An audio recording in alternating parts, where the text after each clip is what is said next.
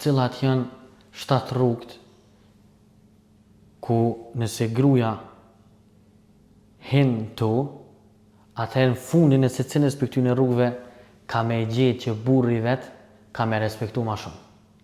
E falenderojmë Allahun, salavatë dhe selamun mbi dërguarin pejgamberit sallallahu alaihi wasallam. E para për këtyre rrugëve është bindja ndaj Allahut subhanahu wa taala. Nga se burri i cili ka frikë Allahun azza wa jall edhe ka moral të mirë, nuk mundet me po gruën e vet të e kundërshtu Allahun azza wa jall. Andaj, sa herë që gruaja i bindet Allahut subhanahu wa taala, e falenderon Allahun azza wa jall, ka edukat mirë edhe sjellje adekuate, qaq më shumë ka me gjetë për burrit soj respekt. E dyta është me ju bind burrit në ato gjona cilat i ka leju Allahu subhanahu wa taala. Ndërlidhja e kësaj ku është burri i cili dën me pas një familje të suksesshme, ai nuk e pranon kokforcinë e gruas.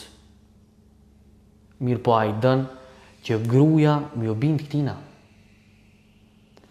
Andaj sa herë që gruaja i bindet burrit vet, na që Allah subhanahu wa taala ka leju gjithherë, atëherë ka me gjetë që burri vet ka me respektu ma shumë.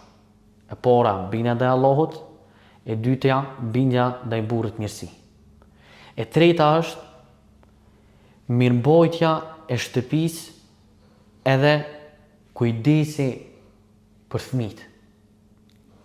Nga se pastërtia ka shumë rol në Islam.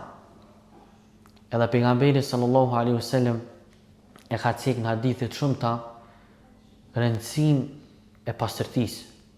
Po ashtu Allahu subhanahu wa taala e ka përmend se Allahu i dën ata të cilët pendohen shumë, wa yuhibbul mutatahhirin, mirë po i dën edhe ata të cilët janë postër.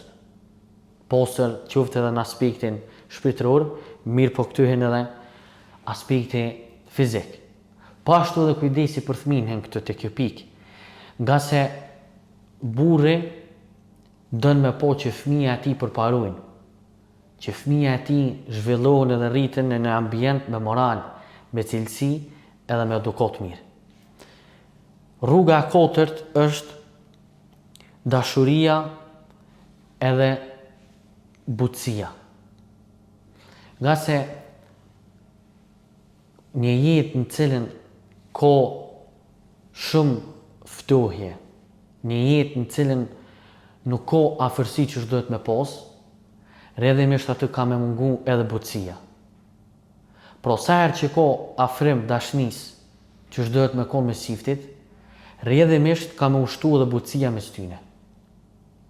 Kështu që kur burri e gjen gruën e vet që i thot fjalë bukura, cilat e gëzojnë edhe që është e butë, atë rrjedhimisht ai ka me respektu gruën e tij më shumë.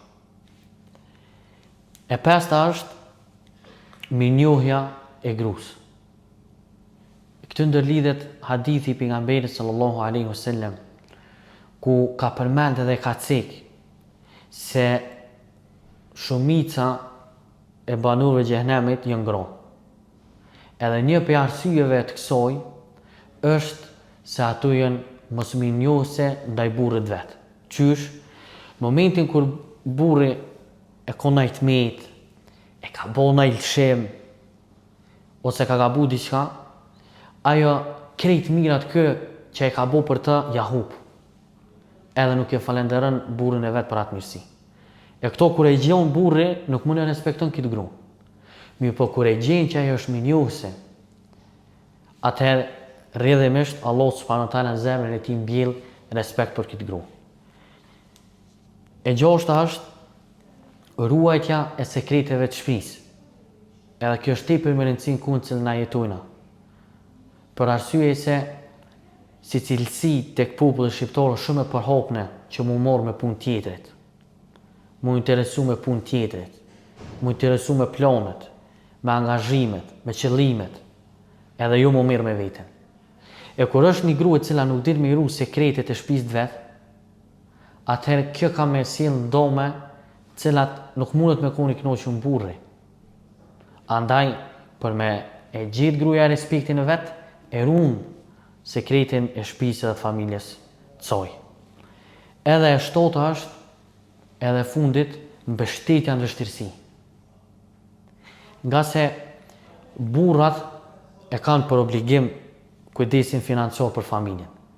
Edhe puna kur del jashtë, angazhimi edhe gjitha këto janë shumë të lodhshme. Edhe është xhihad, është luftë në rrugt të Allahut, qysh e ka cek pejgamberi s.a.s.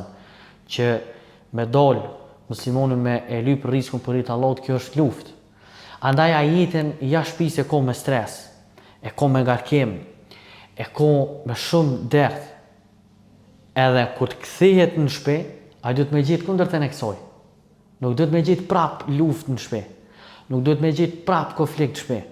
Nuk duhet me gjetë prap mospajtim në shtëpi, nga se krejt këtu i mjaftojnë atij jashtë. Po duhet me gjetë në shtëpi kur vjen mbështetje që i rringoti gruaja në vështirësi. Edhe kur gruaja e ka parasysh këto pika, atëherë le të din e të kujton hadithin e pejgamberit sallallahu alaihi wasallam ku ka thonë: gruaja e cila i fal 5 kohë të namazit, që agjeron muajin e Ramazanit, që e ruan nderin, edhe që i bindet burrit në këtë formë, edhe ka marrë shkoqet që burri me dosht ato, me respektu dhe me jetu zbashko, i thuhet asoj hyn xhenet nga cila do derë që dëshiron.